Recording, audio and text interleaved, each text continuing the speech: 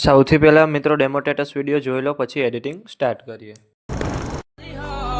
અરે નસીબની ભાઈબંધ, આખો દિવસ અમે જેના હવે કદાચ આખી જિંદગી એની વાડ તોય મળે એમ નથી. ઓ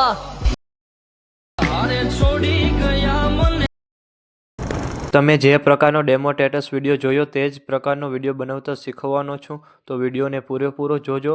અને મિત્રો, બધું મટીરિયલ ટેલિગ્રામમાં મળી જશે. અને મટીરિયલ ડાઉનલોડ કરવામાં પ્રોબ્લેમ આવે તો ડિસ્ક્રિપ્શનમાં મારી ઇન્સ્ટાગ્રામની લિંક આપેલી છે, ત્યાં જઈને મને મેસેજ કરજો. અને ચેનલ પર પહેલી વાર આવ્યા હોય તો સબસ્ક્રાઈબ કરી દેજો.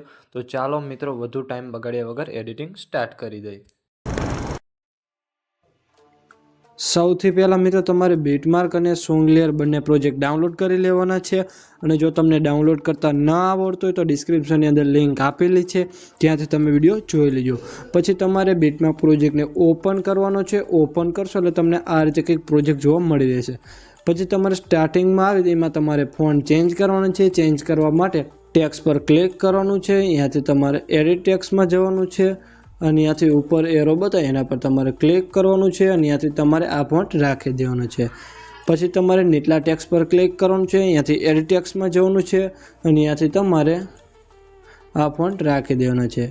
પછી તમારે ઇમોજી પર ક્લિક કરવાનું છે. અહીંયાથી એડિટ ટેક્સ્ટમાં જવાનું છે. અને અહીંયાથી તમારે આઈફોન ઇમોજી રાખી દેવાનો છે. આટલું કર્યા બાદ પછી તમારે પહેલા બીટમાર્કે આવવાનું છે. પહેલા બીટમાર્કે આવવા માટે એરા પર ક્લિક કરવાનું છે. એટલે સીધા આવી જશો પહેલા બીટમાર્કે 11.12. અહીંયાથી તમારે પ્લસ પર ક્લિક કરવાનું છે. અહીંયાથી તમારે મીડિયામાં જવાનું છે. અને અહીંયાથી મેં તમને જે ફાઇલ આપેલી છે એને તમારે ઓપન કરી લેવાની છે. અહીંયાથી તમારે ફોટો સિલેક્ટ કરી પ્લસ પર ક્લિક કરવાનું છે. અને પછી એ ફોટાને તમારે વિડીયોના એન્ડ સુધી રાખી દેવાનો છે. અને પછી એ ફોટાને આજના નીચે રાખી દેવાનું છે. પછી તમારે બહાર નીકળી જવાનું છે અને સીધું આવી જવાનું છે સોંગલેયર પ્રોજેક્ટની અંદર. સોંગલેયર પ્રોજેક્ટ ઓપન કરશો એટલે તમને આ રીતે કંઈક સોંગલેયર જોવા મળી રહેશે.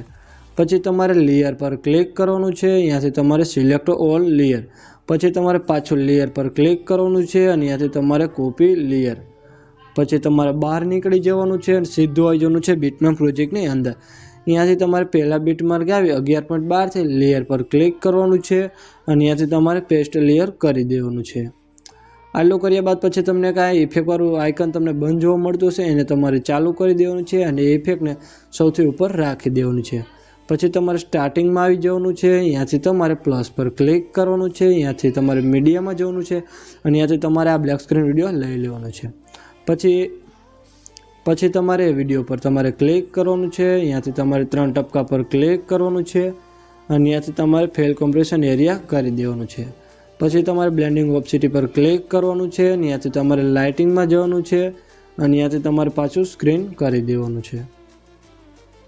પછી તમારે પહેલા બીટમાર્કે આવવાનું છે 11.12. અહીંયાથી જે આગળનો ભાગ છે એને તમારે કટ કરી દેવાનું છે. આટલું કરશો એટલે મિત્રો તમારે વિડીયો બનીને કમ્પ્લીટ થઈ જશે. અને મેં વિડીયોમાં જે પણ યુઝ કર્યું છે તે તમને મારા ઓલ મટીરિયલની અંદર મળી રહેશે. પછી વિડીયો ગેલેરીમાં સેવ કરવા માટે એરા પર ક્લિક કરવાનું છે. અને અહીંયાથી તમારે એક્સપોર્ટ પર ક્લિક કરી દેવાનું છે. મિત્રો, વિડીયો ગમે તો લાઇક કરી દેજો અને ચેનલ પર પહેલી વાર હોય તો સબસ્ક્રાઈબ કરી દેજો.